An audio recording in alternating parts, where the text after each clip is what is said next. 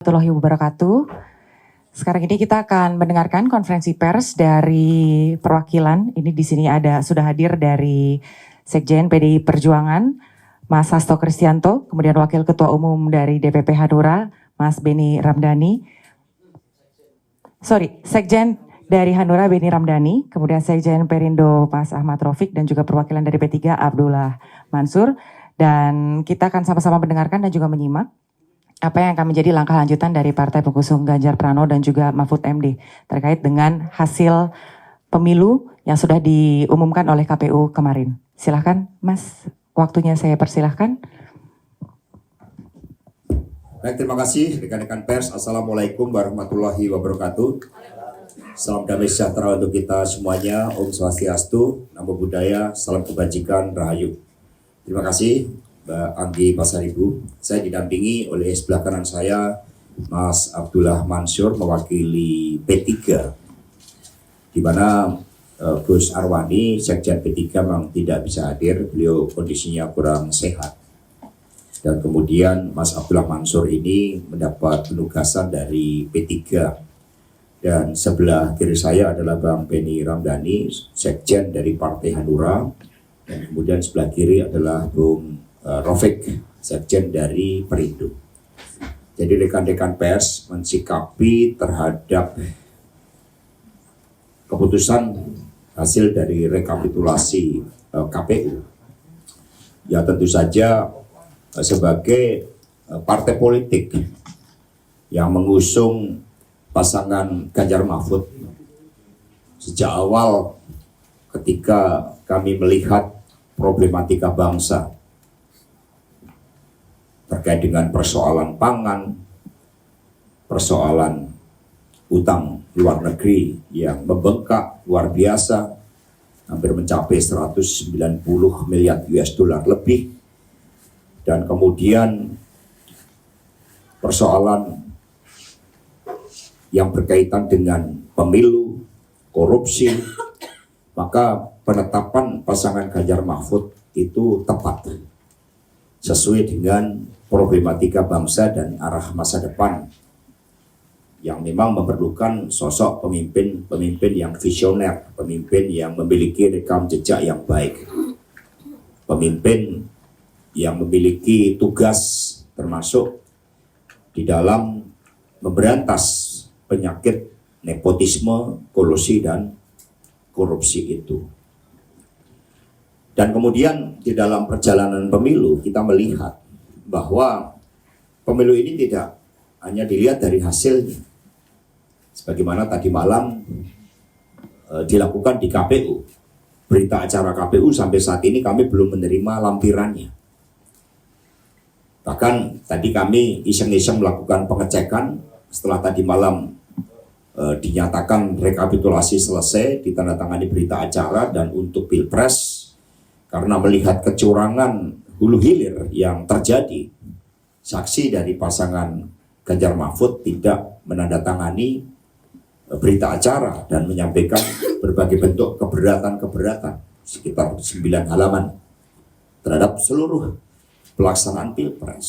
Tetapi hari ini kami masih melihat bahwa perhitungan di dalam Sirekap itu masih banyak mengalami perubahan.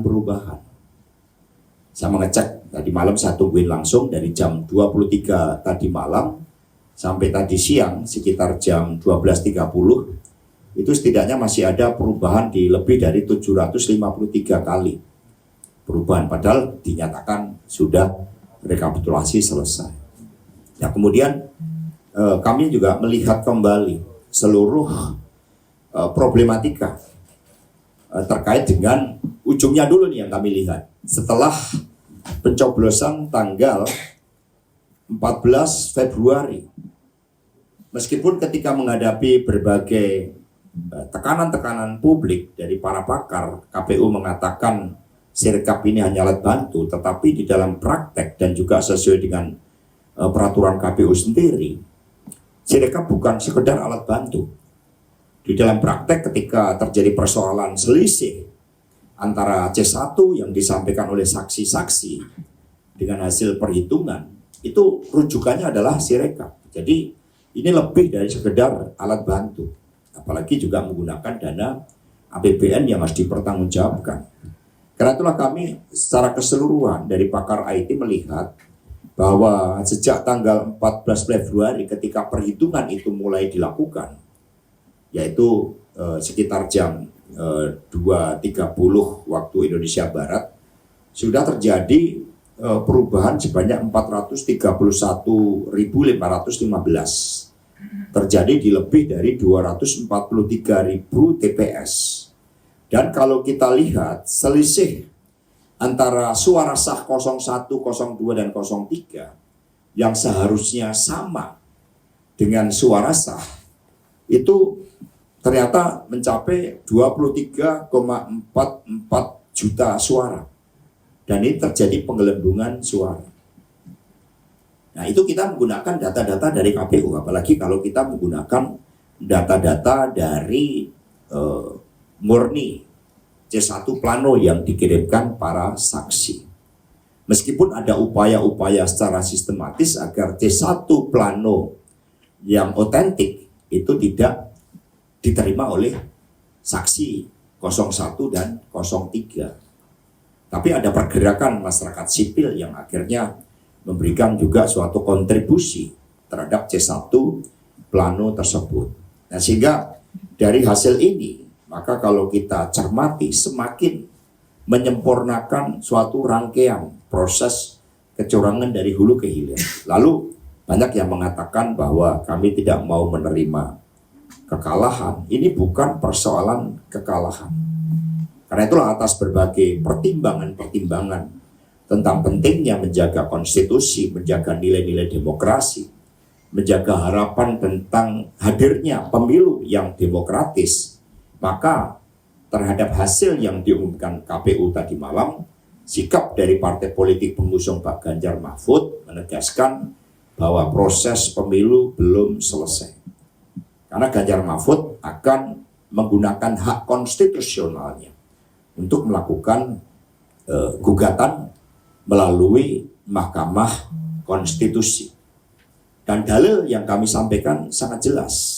Selain dari hulu, yang mana kita ketahui terjadinya suatu skandal yang luar biasa ketika Mahkamah Konstitusi yang seharusnya diisi oleh para negarawan, yang seharusnya tidak bisa diintervensi oleh kekuasaan, ternyata ada abuse of power dari Presiden Jokowi sehingga bisa diintervensi karena hubungan kekeluargaan Ketua MK saat itu Anwar Usman, sehingga keputusannya di hulu dari 9 hakim MK ada 4 yang kemudian memberikan dissenting opinion, dari 5 yang tersisa ada 2 yang memberikan syarat untuk usia belum 40 tahun tetapi menjadi kepala daerah, itu adalah posisi kepala daerah sebagai gubernur. Sehingga ada persoalan di tingkat hulu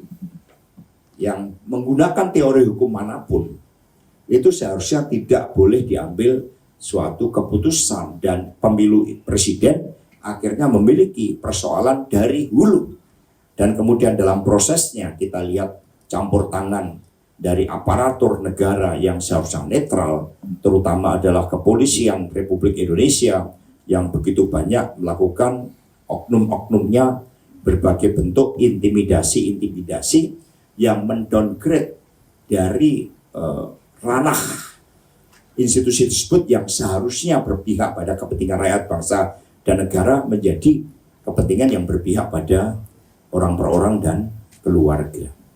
Jadi ini persoalan yang sangat serius. Lalu di hilirnya juga terjadi money politik, intimidasi yang berlanjut, bahkan intimidasi saat ini pun juga masih terus dilakukan terhadap berbagai kelompok-kelompok yang kritis. Atas dasar itu, maka kami tadi mengadakan pertemuan dan kami memberikan dukungan sepenuhnya terhadap upaya yang dilakukan oleh tim hukum Ganjar Mahfud yang telah menerima kuasa dari pasangan Ganjar Mahfud untuk melakukan gugatan di Mahkamah Konstitusi dan juga berbagai proses politik serta pergerakan ya partai-partai pendukung Ganjar Mahfud bersama dengan mereka-mereka yang terpanggil untuk menyelamatkan demokrasi Indonesia untuk bergerak.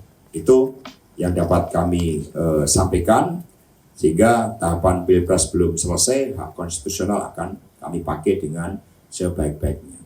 Dan tentu saja menyikapi hasil Pilpres, kami juga memberikan solidaritas kami terhadap teman-teman seperjuangan dari P3, Perindo, dan Hanura. Kami pernah menegaskan bahwa begitu masifnya operasi yang dilakukan untuk menghambat Ganjar Mahfud, dan kemudian suara-suara pendukung Ganjar Mahfud, partai politik, semua dikecil-kecilkan. Termasuk PDI Perjuangan sendiri. Itu disampaikan oleh Saudara Andi Wijayanto ketika bertemu dengan Presiden Jokowi jauh sebelum ya kampanye pemilu presiden dijalankan, bahwa tidak hanya Ganjar yang akan berhadapan dengan abuse of power presiden, tetapi juga PDI pun akan diturunkan kursinya. Dan kemudian akibatnya juga ke teman-teman dari P3, kita melihat ada upaya untuk penggelembungan suara PSI saat itu yang dilakukan secara sistemik, dan kemudian suara dari P3, Perindo, dan Hanura yang berdasarkan survei internal itu juga tidak seperti ini hasilnya. Itu adalah bagian dari konsistensi untuk mendukung pemimpin yang baik, pemimpin yang memiliki rekam jejak untuk membawa kemajuan Indonesia Raya kita. Selanjutnya dari teman P3 kami silakan Mas Abdullah Mansur. Terima kasih Mas Hasto, juga Pak Sekjen dari Hanura dan Perindo. Untuk konteks Pilpres, P3 tetap solid ada di TPN. Artinya apapun langkah-langkah yang dilakukan oleh TPN, P3 ada di jalur itu, termasuk hak konstitusional yang akan ditempuh ke Mahkamah Konstitusi.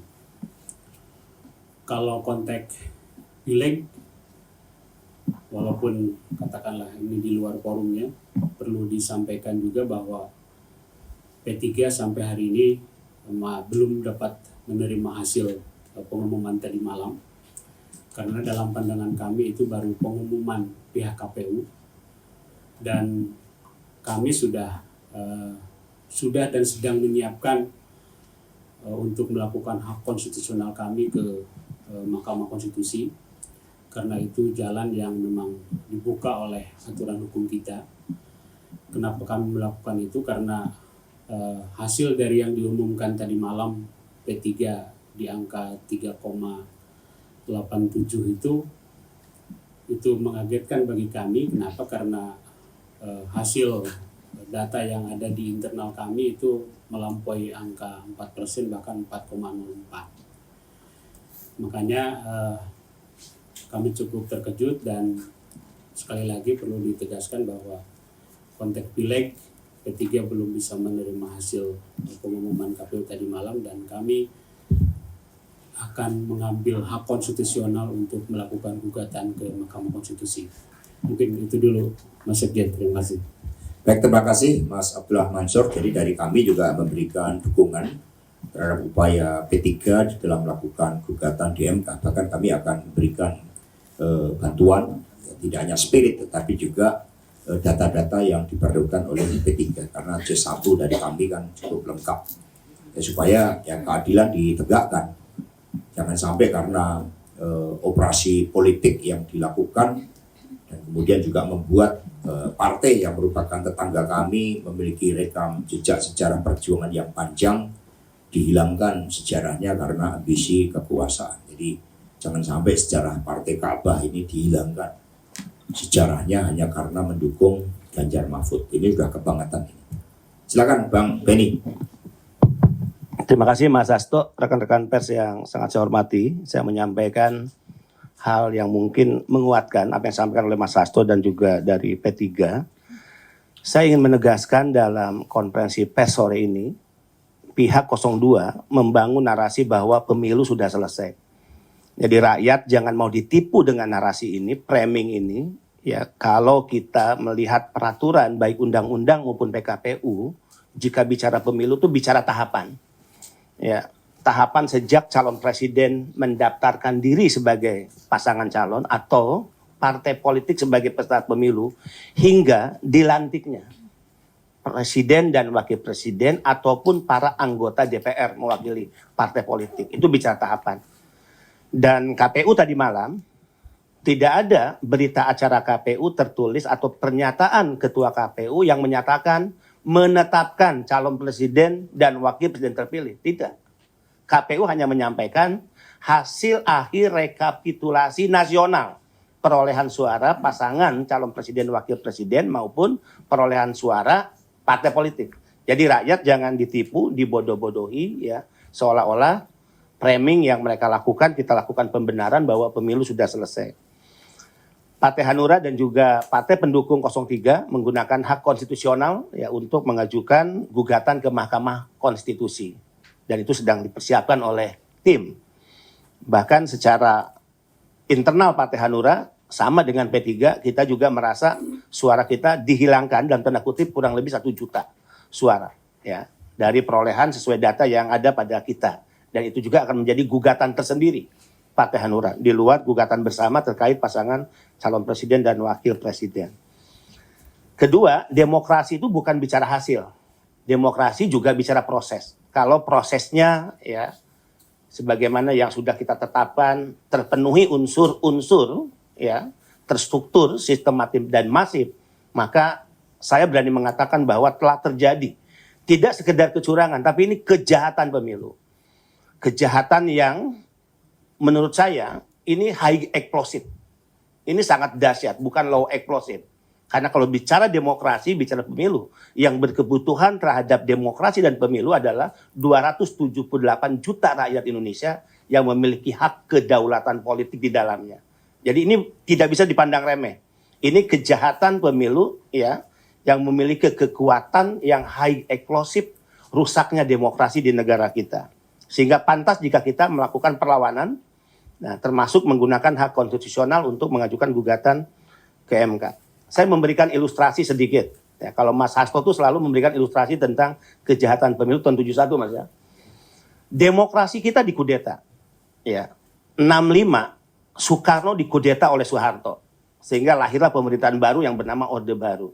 2024, konstitusi itu diperkosa oleh mereka-mereka yang melacurkan kesalehan intelektual dan kesalehan sikap-sikap kenegarawanan. Itu ya, mereka yang ada di Mahkamah Konstitusi. Mereka kan harusnya orang-orang yang memiliki sifat sikap kenegarawanan. Nah, mereka melacurkan itu. Jadi konstitusi dirampok dan juga demokrasi diculik secara paksa. Ini saya menggunakan istilah ini. Demokrasi diculik secara paksa. Saya ingin mengutip apa yang disampaikan oleh Profesor Romli, Mas Hasto. Beliau mengatakan, karena kita sudah sepakat menetapkan kecurangan atau kejahatan ini TSM, Prof. Romli memperkuat, jika TSM, apakah ada pihak-pihak yang memiliki kekuasaan terlibat di dalamnya, ya, kami juga pada barisan sebagaimana yang disampaikan oleh Prof. Romli. Governmental crime. Jadi dalam pemilu atau Pilpres 2024, jelas-jelas ini adalah governmental crime. Terlibatnya kekuasaan dalam kejahatan demokrasi yang berdaya kuat, memiliki daya ledak yang high explosive terhadap demokrasi. Saya ingin yang ketiga ini menekankan secara khusus Sirekap. Ya, pada awalnya tidak pernah ada pernyataan KPU yang menyatakan Sirekap alat bantu. Jelas Mas ya? Tapi ketika didesak, ya, bahkan ketika kami meyakini cloud Sirekap di Alibaba, mereka juga nggak pernah mengakui itu. Disimpan di luar negeri di Singapura, mereka nggak pernah mengakui itu. Tapi setelah adanya desakan-desakan dari kami dan juga kekuatan masyarakat sipil, mereka baru mengakui. Ada di Singapura, mereka mengakui di Alibaba. Kemudian akhirnya mereka merubah bahwa Sirekap adalah alat resmi KPU menjadi alat bantu KPU. Nah, ini harusnya menjadi ya tanda awas bagi pihak yang memiliki otoritas hukum, di mana kejahatan-kejahatan lainnya kami juga mencatat telah terjadi 400.000 lebih ya perubahan data yang masuk ke Sirekap. Bisa dibayangkan selama Sirekap digunakan, ya, hingga menjelang pencoblosan telah terjadi 400.000 lebih, ya, perbaikan data yang masuk. Sehingga kami mendesak agar dilakukan audit forensik terhadap Sirekap. Nah, ini tantangan buat KPU. Kenapa KPU menyampaikan pernyataan tidak mau untuk dilakukan audit forensik, ini ada apa? Ya, apakah takut kejahatan yang diduga melibatkan KPU terbongkar atau melibatkan pihak-pihak lain terbongkar? Maka ya kami ingin satu audit forensik, yang kedua polis lain terhadap Sirekap. Demikian tambahannya, terima kasih. Ya baik, terakhir tadi Bang Raufik, tapi sebelumnya dari Bung Beni Ramdhani tadi, mengapa ada penolakan terhadap audit forensik Sirekap oleh KPU? Padahal itu oleh KPU terakhir dinyatakan sebagai alat bantu. Seharusnya kalau alat bantu, ya kita lakukan aja audit forensik. Nah, berdasarkan pertemuan kami dengan pakar IT tadi siang, ternyata dengan memindahkan server ke Alibaba di Singapura yang sebelumnya tidak diakui, yang didahului dengan mematikan Sirekap pada tanggal 14 Februari jam 2 sampai jam 7.21 malam, karena di situ ada kepentingan masuknya Jason Script yang mengunci perolehan Ganjar Mahfud itu pada angka 17%. Nah, sehingga ketika dia masuk ke Alibaba, tidak hanya ini pelanggaran undang-undang, ya, yang sangat serius menyangkut kedaulatan negara, tetapi di situ adalah untuk mencuci seluruh rekam jejak Jason Script. Karena dengan masuk ke server Alibaba di Singapura, ini tentu saja menciptakan berbagai barrier di dalam melakukan audit forensik terhadap server di Alibaba itu. Jadi ini sudah kejahatan betul yang dirancang dengan sangat baik untuk mematikan demokrasi tadi. Selanjutnya, Mas Raufik dipersilakan. Terima kasih Mas Hasto. Bismillah, Assalamualaikum warahmatullahi wabarakatuh. Teman-teman pers yang saya hormati. Pertama, terkait dengan sikap Pilpres dari Partai Perindo, mendukung penuh apa yang sudah menjadi bagian dari keputusan Mas Ganjar dan Pak Mahfud bahwa akan maju atau mencari keadilan di MK. Memang penting mencari keadilan dalam konteks hari ini. Ini bukan soal angka-angka, bukan selisih berapa, tetapi mencari keadilan dalam konteks penyelamatan demokrasi di Indonesia ke depan itu menjadi hal yang utama. Apa yang sudah disampaikan tadi, saya hanya sedikit saja menambahkan bahwa pemilu hari ini melulu lantakkan semua teori-teori politik, semua praktek-praktek politik, semua analis-analis politik, semua tidak berguna. Karena dengan adanya masifnya kecurangan yang sangat luar biasa itu, akhirnya apa yang menjadi analisa politik itu nggak ada lagi, nggak ada relevansinya. Bayangin pengakuan Bu Risma selaku Mensos di DPR misalkan. Bu Risma ini hanya mengelola 78 triliun. 78 triliun. Sementara uang bansos yang digelontorkan hampir 500 triliun. Itu artinya bahwa dengan masifnya uang yang sebesar itu tanpa diketahui, dengan data yang tidak transparan, ketika itu disebarkan kepada masyarakat Indonesia secara merata, ya pasti hancur lebur. Sementara masyarakat kita memang dalam kondisi yang belum diuntungkan dalam konteks ekonomi. Ketika adanya bansos yang begitu rupa, maka seluruh pertahanan partai politik, pertahanan para capres dan terutama Mas Ganjar sama Pak Mahfud ini ya babak belur ketika diserang yang sangat masif begitu. Yang disebut Mas Beni tadi, ini high explosive. Ini bom atom di Nagasaki itu dipraktikkan di pemilu ini. Maka boleh jadi kalau ada di antara kita yang mau mendaftarkan Pak Presiden untuk mendapatkan gelar terbaru di Guinness Book of Record misalkan sebagai Bapak Perusak Demokrasi, ya boleh juga. Ini penting agar menjadi pesan terbaik bagi bangsa ini dan tidak terulang di masa yang akan datang.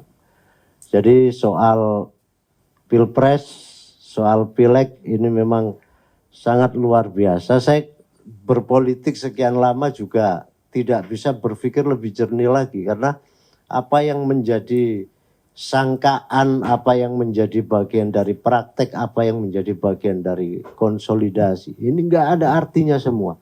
Karena dengan adanya intimidasi, sembako, inilah yang menghancurkan. Yang kedua banyak juga anomali-anomali. PDI itu penguasa terbesar, PDI Perjuangan, mohon maaf. PDI Perjuangan itu penguasa terbesar di Jawa Tengah, tetapi tidak ada yang disebut dengan koktail efek itu nggak ada sama sekali. Berkaitan dengan Capres. Begitu juga dengan situasinya di Bali dan Sulu. Banyak sekali anomali-anomali. Ini adalah kesengajaan, ini adalah rekayasa, ini adalah manipulatif. Jadi clear, jalan keadilan satu-satunya yang ada di Mahkamah Konstitusi itu menjadi sangat penting agar masyarakat juga mengetahui seberapa besar daya keculasan para pemimpin di Republik ini ketika turut serta mengawal demokrasi ini. Apakah dia merusak yang paling berat atau seperti apa nanti akan kita lihat secara bersama-sama. Saya kira itu yang bisa saya sampaikan, Mas Hasto. Terima kasih. Assalamualaikum warahmatullahi wabarakatuh. Baik, terima kasih. Jadi kalau dulu saya mengatakan ini overshooting. Sehingga daerah-daerah di basis PDI pun Jawa Tengah, Bali, Sulawesi Utara itu diperlakukan seperti itu melalui operasi dari hulu hilir. Ternyata tadi dikatakan itu bukan overshooting, tapi itu malah bom atom kira-kira. Karena dilakukan dari hulu hilir. Tapi ini malah semakin menambah kecurigaan publik. Karena kalau di luar negeri Ganjar Mahfud aja bisa juara, ya seharusnya di daerah-daerah yang merupakan basis PD Perjuangan, spirit perlawanan itu seharusnya muncul. Dan itu dilakukan. Tetapi inilah ya bahan sosnya yang nggak nyampe ke luar negeri. Sehingga yang di luar negeri kan membangun suatu kemurnian dari nurani di dalam memilih, dan itu adalah Ganjar Mahfud. Karena itulah kami sependapat bahwa tidak hanya ini dikatakan pemilu yang paling brutal dan curang di dalam sejarah demokrasi kita, terburuk, tetapi juga syarat-syarat berkaitan dengan keabsahan dari hulu itu tidak terjadi seharusnya. Sehingga kalau kami melakukan kalkulasi ketika Jason Script saja bisa dinormalisasi, maka minimum itu seharusnya 2 putaran. Itu yang dapat kami sampaikan, sehingga ketika Ganjar Mahfud setelah menyerap aspirasi dari rakyat, dari civil society untuk menggunakan hak konstitusionalnya melalui gugatan di MK, mohon ini juga dihormati. Ini bukan sebagai suatu sikap untuk tidak menerima kekalahan. Kami diajarkan untuk menerima kekalahan dengan tulus ketika segala prosesnya itu tidak mengkhianati demokrasi, tidak mengkhianati konstitusi, tetapi yang terjadi adalah penguburan terhadap demokrasi. Terima kasih. Mungkin ada pertanyaan sambil menunggu buka puasa, atau nanti doorstop aja ya. Masing-masing silakan doorstop aja, sehingga kita buka puasa bersama dengan semangat juang, dengan semangat optimisme bahwa yang namanya suara rakyat sebagai suara Tuhan tidak mungkin dilakukan manipulasi oleh kekuatan yang super kuat sekalipun. Karena itulah kami meyakini bahwa kebenaran akan menang. Terima kasih. Wassalamualaikum warahmatullahi wabarakatuh. Om Santi Santi Santi Om Rahayu.